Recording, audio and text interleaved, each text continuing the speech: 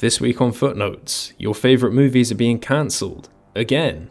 Actor Ben Stiller recently ignited a media storm when he announced his refusal to apologise for his 2008 movie Tropic Thunder, a satire of Hollywood actors and the lengths they'll go to achieve critical acclaim.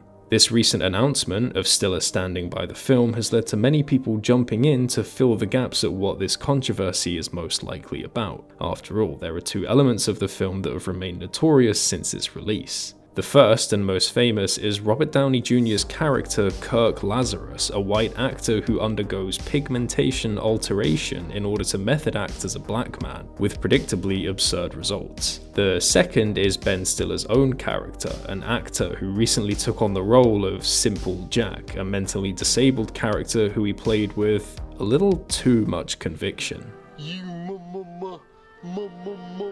make me happy. The film's defenders have emerged to correctly point out that these characterizations weren't intended to make fun of mentally disabled or black people, but rather Hollywood method actors who go to such extremes to play a role convincingly that it ends up becoming straight up insulting, a la The Good Doctor. Surgeon! Before wondering who would be ignorant enough to try and cancel a movie for such obvious satire, which they claim is becoming more and more of a lost art. And, well, that's a good question. Who would be ignorant enough to make such a big fuss out of a non-issue? The article I first stumbled across, posted by the page It's Gone Viral with over 10,000 reactions, describes a Twitter interaction Stiller had with a fan who told him to stop apologizing for the movie, with Stiller responding that he doesn't.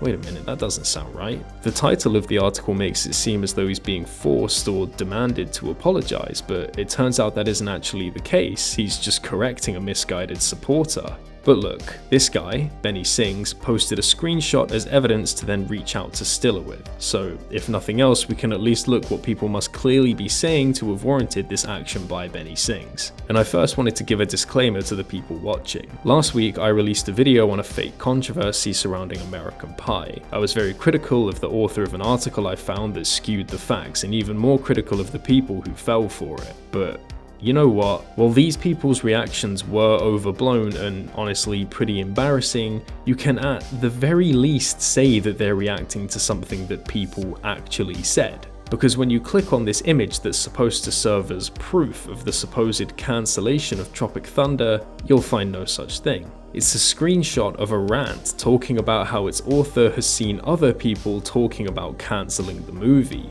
No proof, no examples, not even a quote, just some guy complaining about seeing people not liking a movie that he likes. And it was posted by none other than one Benny S. That's right. The same guy that tweeted at Ben Stiller and prompted the response that sparked this whole media debacle. This guy made a post complaining about this problem, which for all we know he invented out of the blue, and then used that post as evidence to make another post aimed at Ben Stiller, and Ben, bless him, took the bait and responded. And all of these articles were written in response to this one off-the-cuff response by Ben. I can't state enough how absolutely ungrounded in reality and pointless this whole media circus turned out to be. It's the weakest excuse for outrage I've ever seen. There are dozens of articles written about this one tweet from Ben Stiller, and they're all the exact same. They have some attention-grabbing title like Ben Stiller refuses to apologize for Tropic Thunder, and then spend most of the article talking about the elements that people might be complaining about, vaguely alluding to some concept of backlash without any examples before showing these tweets and concluding. Of course, the content doesn't really matter for articles like this, they just serve as rage bait for angry people to interact with and garner the host's site clicks and attention. It's probably why all of these articles read as though they were written by ChatGPT, something I decided to try and test for myself, and yeah, there you have it. Of course, this minimizes a lot of the effort that some of the more reactionary news outlets put in to skew the facts and make their readers even angrier in the process. This article, written by It's Gone Viral, makes the claim that Stiller was responding to someone demanding he apologize, but the screenshot they use as evidence for this shows the exact opposite, which is pretty embarrassing. The articles written by the Daily Mail and Breitbart both have links when they discuss the woke backlash to the movie, but when you click on them, they take you to more articles about woke culture, a weirdly consistent form of misdirection for two esteemed news outlets. You know, the only article I found that contained any proof of people questioning the movie was one written by Fox News, but then you click on the link and they've been deleted anyway, probably because they were directly linked to by a huge reactionary news organization, so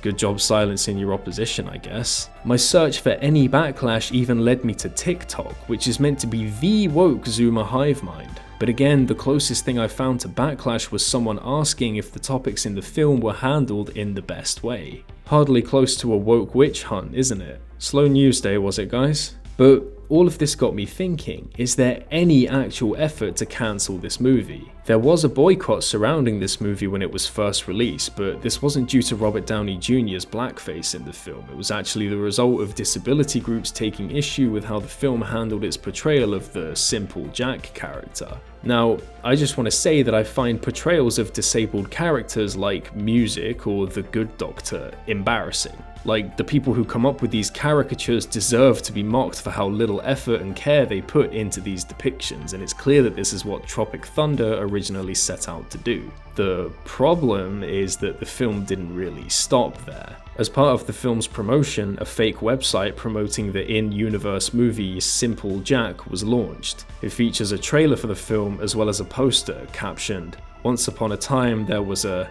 Oh. This is an example of a joke getting a little too far away from its original intent. In the film, there's a lot of additional context that makes it clear who the subject of the joke is, in this case Stiller's character for taking on the role so cynically. But to then promote these as standalone materials devoid of any context that mocks the people who do this sort of thing doesn't really convey the intended message. It just comes across as though these harmful depictions are the punchline. And this brings me to the final controversy I wanted to discuss today, what you might call the inciting incident for this whole media circus. In 2018, Olympic snowboarder Shaun White sparked outrage when he dressed up as the character Simple Jack for a Halloween party. He was condemned by the Special Olympics Committee and published an apology soon after. His defenders naturally pointed to the film and its context as a means of justifying Shaun's costume, using the famous line from Kirk Lazarus, "He's just a dude playing a dude disguised as another dude," as a means of brushing off criticism.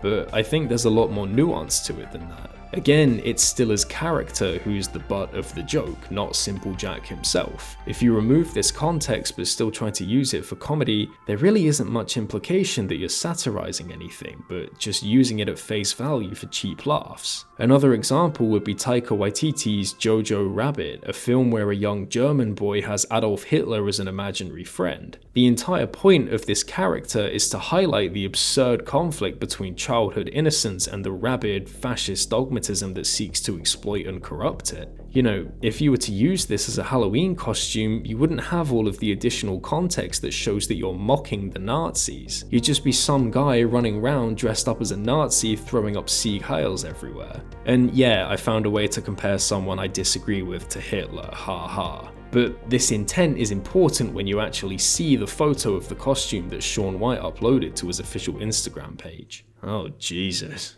Like, did you really have to pull that face for the photo?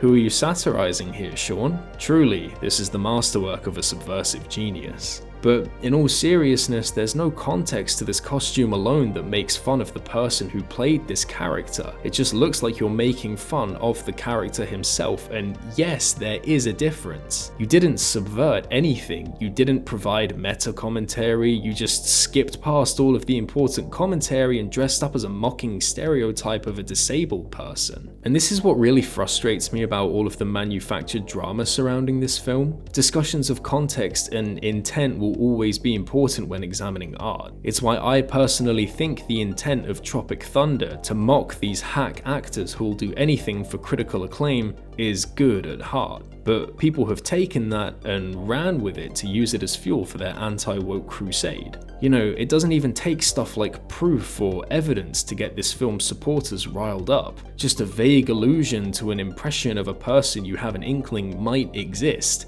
and that's enough because the evidence is implicitly there. These 13 articles I already showed have been interacted with a total of 242.5 thousand times. That's an enormously good reception for such a flimsy controversy, and the people falling for these articles are filling in the blanks of what they should really be angry about, complaining that nobody can understand context anymore and asking why nobody tried to cancel White Chicks for the same supposed reason that they are this movie. It's like they're trying to launch a Hollywood race war or something. It's ludicrous. And all of this from a guy who cited himself in a tweet in order to rile up the anti-woke hate mob to shake their fists at these woke zoomers who don't understand context, all the while missing the context of what they're actually complaining about, but never bothering to actually look into besides what they're told to think. I guess you could say they're dudes whining about a dude who's pretending to be another dude.